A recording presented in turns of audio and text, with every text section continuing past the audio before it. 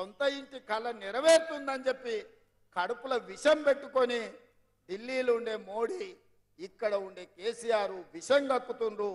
కాంగ్రెస్ను పడగొట్టండి, కాంగ్రెస్ను ఓడగొట్టండి అంటారు. కాంగ్రెస్ను పడగొట్టినా, కాంగ్రెస్ను ఓడగొట్టినా, అత్రం సుగుణ గెలవకపోయినా మీ ఇందిరమ్మ ఇల్లు 5 లక్షల రూపాయలు ఉచితంగా వచ్చే పథకం ఆగిపోతే నష్టం కేసీఆర్కు మోడీకు కాదు, నష్టం ఈ పేదలకు, ఇక్కడుండే ఆడబిడ్డలకు, ఇక్కడుండే మా సోదరులకు.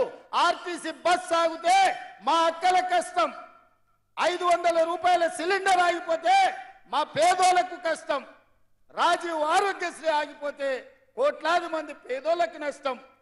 సొంత ఇంటిలో ఇంటి కరెంటు బిల్లు కట్టాల్సి వస్తే ఇంటికి 1000 రూపాయలు 2000 రూపాయలు ఇవాళ మీరు బిల్లు కట్టాల్సిన పరిస్థితి వస్తుంది. ఇల్లు రాకపోతే పిల్లగానికి పెళ్ళై కొడుకు కోడలు వస్తే ఇల్లు లేని మొత్తం దివాలా పరిస్థితి ఇవాళ పేదవాళ్ళకు వస్తుంది.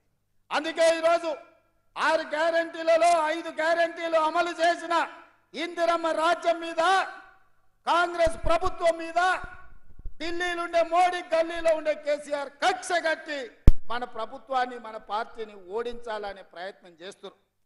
నేను అడుగుతున్న మీడియా మిత్రులారా, కేసీఆర్ 10 ఏళ్ళు ముఖ్యమంత్రి ఉన్నాడు, నరేంద్ర మోడీ 10 ఏళ్ళు ప్రధానమంత్రిగా ఉన్నారు. వాళ్ళు ఇచ్చిన హామీలు అమలు చేయలేదు, ప్రజల్ని మోసం చేసిండ్రు. 2 సార్లు ముఖ్యమంత్రిగా, ప్రధానమంత్రిగా బాధ్యతలు చేపట్టారు. 100 రోజుల్లోనే ఇన్ని సంక్షేమ కార్యక్రమాలు అమలు చేసిన 100 రోజులే ఆయన మా ప్రభుత్వాన్ని పడగొట్టాలంటున్నారు. మరి 10 ఏళ్ళులోని నడి బజార్లో ఉరి తీయాలనా, 100 మీటర్ల గోతి తీసి పాతి పెట్టాలనా మీరే నిర్ణయించండి. 5 ఏళ్ల కోసం ప్రజలు మాకు తీర్పు ఇచ్చారు, 5 ఏళ్ళు పరిపాలించమని అధికారం ఇచ్చారు, 65 సీట్లు ఇచ్చారు. అయినా రోజుకు 18 గంటలు పనిచేసి ప్రజలకు ఇచ్చిన మాట నిలబెట్టుకోవడానికి ఈరోజు తీవ్రమైన ప్రయత్నం చేస్తున్నాం. ప్రభుత్వ ఉద్యోగాలు, తెలంగాణ ఉద్యమం అంటేనే నీళ్లు, నిధులు, నియామకాలు. 10 ఏళ్ళ నుండి ఆ సన్నాసి ఉద్యోగాలు ఇవ్వకపోతే మా ప్రభుత్వం వచ్చిన 3 నెలల్లో 30,000 ఉద్యోగాలు మేము ఇచ్చి నిరుద్యోగ యువకులకు మేము ఇవాళ ప్రభుత్వ ఉద్యోగం ఇచ్చినాం. మేము వాళ్ళ ఇంటికి నియామక పత్రాలు పంపిస్తే ఇచ్చిండ్రో ఇయ్యలేదో అని కేసీఆర్, బీజేపీ వాళ్ళు అబద్ధాలు చెప్తారని ఎల్బీ స్టేడియం పిలిపించి 30,000 కుటుంబాలకు నియామక పత్రాలు అందించి వాళ్ళ కళ్ళల్లో ఆనందం చూసి 30,000 ఉద్యోగాలు ఇచ్చిన మా ప్రభుత్వాన్ని పడగొట్టాలంటే నిరుద్యోగ యువకులు చూసుకుంటూ ఉంటారా అని నేను అడుగుతున్నా. ఇదే కాదు, 60 ఏళ్ల నుంచి బీసీ జనాభా లెక్కలు వేయమంటే లెక్కలు వేయలేదు, నిధులు ఇవ్వమంటే నిధులు ఇవ్వలేదు. కానీ మా ప్రభుత్వం వచ్చిన ఎంబడే మంత్రివర్గ తీర్మానం చేసింది, శాసనసభలో ఆమోదం చేసింది.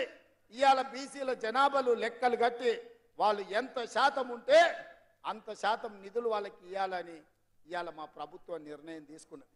బలహీన వర్గాల బతుకుల్లో కొంత వెలుగులు నింపాలని, అభివృద్ధి పదం వైపు వాళ్ళని నడిపించాలని ప్రయత్నం చేస్తుంటే బీసీల లెక్కలు తెలిస్తే, బీసీలకు నిధులు ఇస్తే రాజ్యాధికారంలో వాళ్ళు వాటా అడుగుతారని ఇవాళ ఇక్కడుండే కేసీఆర్, అక్కడుండే నరేంద్ర మోడీ కుట్ర చేసి కాంగ్రెస్ పార్టీని దొంగ దెబ్బ తీయాలని ఆలోచన చేస్తారు. అందుకే మిత్రులారా, మీరు మోడీకి ఓటేసినా కేసీఆర్కి ఓటేసినా ఒక్కటే, వీళ్ళిద్దరు ఒక్కటే తోడు దొంగలు. ఈ తోడు దొంగలలో ఒక దొంగను డిసెంబర్ నాడు బండకేసి కొట్టిండ్రు, 2వ దొంగను వచ్చే నెల మీరు గోడకేసి కొట్టాలి. మే 13 తారీఖు నాడు గోడకు మేకు దిగినట్టు బీజేపీలను కోదండమేసి కొట్టాలి, బీజేపీని ఓడగొట్టాలి. ఎందుకంటే 10 ఏళ్ళు మనల్ని ఏలిన నరేంద్ర మోడీ మనల్ని మోసం చేసిండు.